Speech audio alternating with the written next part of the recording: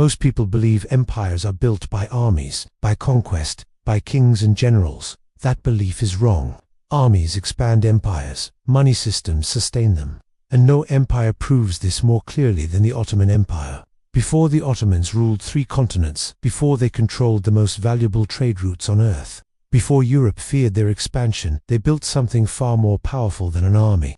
They built a financial system, a system so efficient, so disciplined, and so strategically designed that it allowed a small Anatolian state to transform into a global superpower that survived for more than 6 centuries. This is not a story about collapse. This is the story before the fall. The part history books rush past, because once you understand how the Ottoman money system worked, you also understand why most modern states can never replicate it. At the beginning of the 14th century, the Ottomans were not rich. They did not inherit vast treasuries. They did not control gold mines. They did not dominate global trade. What they had instead was structure. And structure, when applied to money, compounds faster than conquest. The Ottomans understood something rare for their time. Power does not come from hoarding wealth. It comes from controlling the flow of it. So from the very beginning, their state was designed around fiscal discipline, predictable taxation, and centralized authority. No fragmentation, no independent warlords, no private armies controlling revenue. Money flowed upward, always. At the core of the Ottoman system was the Sultan, but not as a symbolic ruler. The Sultan was the ultimate owner of land, revenue, and currency. This matters, because when land belongs to the state, not individuals, wealth cannot harden into permanent elite classes. And the Ottomans were obsessed with preventing that. They did not want aristocracies. They did not want hereditary power. They did not want families strong enough to challenge the center. So they designed the financial system to make loyalty more profitable than independence. Land was the foundation. The Ottomans used a system known as timar. Under this system, land was not sold or owned outright. It was assigned. Military officers and administrators were granted the right to collect taxes from land in exchange for service to the state. No service, no income. This achieved 3 critical objectives at once. First, it funded the military without constant cash payments from the treasury. Second, it prevented wealth accumulation across generations. Third, it tied every powerful individual directly to the survival of the state. This was financial control disguised as generosity, and it worked. The timar system created something Europe struggled to achieve for centuries. A professional, loyal military funded through structured taxation instead of debt. European kings borrowed to fund wars. Ottoman sultans mobilized revenue already under control. That difference alone explains centuries of imbalance. But land taxation was only one layer. The Ottomans built their money system on diversification. They did not rely on a single revenue stream. They taxed agriculture, trade, customs, urban markets, mining, and non-Muslim communities through the jizya tax. Each stream was modest on its own. Together, they created stability.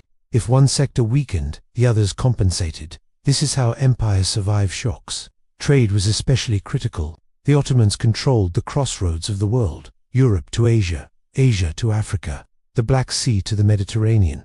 They taxed movement, not production. Goods passing through Ottoman territory paid fees. Merchants paid tariffs. Ports generated constant income. And because trade never sleeps, neither did revenue. This turned geography into a financial weapon, one the Ottomans wielded with precision. Now comes the part most people overlook. The Ottomans did not outsource their money. They minted it. For centuries, the empire issued its own silver-based currency, most notably the ACI. This was not just a coin, it was trust. A stable, state-backed unit of value, accepted across vast territory. Soldiers were paid in it. Taxes were collected in it. Trade was settled with it. And because the empire controlled minting, it controlled circulation. This is sovereignty in its purest form. Unlike European states, the Ottomans avoided excessive borrowing. Debt was seen as weakness, dependence, a future obligation that limited the Sultan's authority. So for much of its rise, the empire funded expansion internally, through taxation, through controlled expenditure, through disciplined budgeting.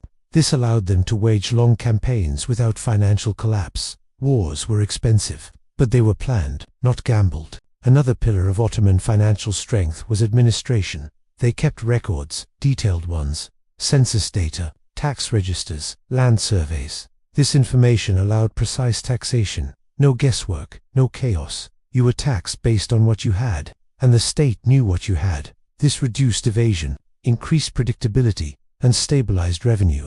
Modern governments still struggle with this. The Ottomans mastered it centuries ago. Corruption was not eliminated, but it was contained. Officials rotated positions. Local power was temporary. Audits were frequent, and punishment was severe when abuse threatened the system. Not because the Ottomans were moral, but because corruption disrupts revenue flow, and revenue flow was sacred. The financial system also supported social stability. Public works were funded through WFC's charitable endowments. Mosques, schools, hospitals, roads. These institutions reduced pressure on the state while maintaining loyalty. People associated prosperity with Ottoman rule.